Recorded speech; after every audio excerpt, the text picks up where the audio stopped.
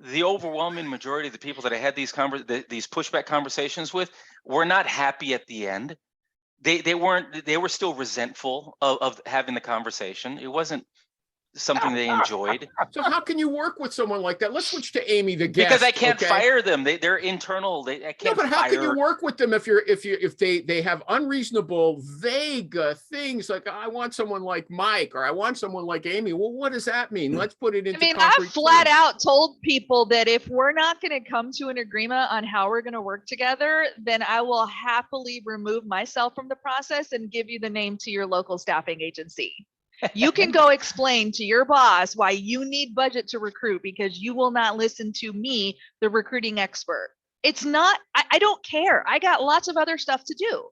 So we can either figure out a way to work together or not. And then you get to go have that conversation with the budget office.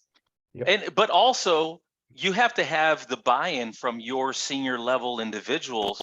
Exactly. I think before you have that conversation, Amy, because I didn't get to do all that pushback stuff until I had a sit down conversation with the president of the organization to say, okay, so this is what you're looking for. This is what you need in these roles. And we'd hammer all of that stuff out.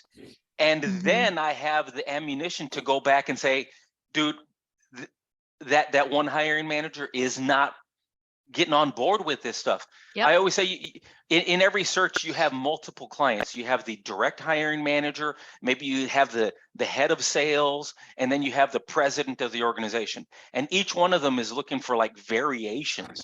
And if the hiring manager isn't on board and is stuck with these vague terms of what they're looking for, then they need to be corrected, but you need to have the backup of the other individuals. How do you get to go behind the back? You have to start at the top. Amy never talks about going to the top. Yes, I do. I always start at the top. I always start my impression of you. You go in there and you just slap around this idiot and say, look, and you do a Rich Rosen. Steve, we'll bring you in a second, okay? You do a Rich Rosen. You say, okay, fine. You want it? You work on it yourself. I'm not in on this, okay? I got other stuff to do. I'm just saying, you have options.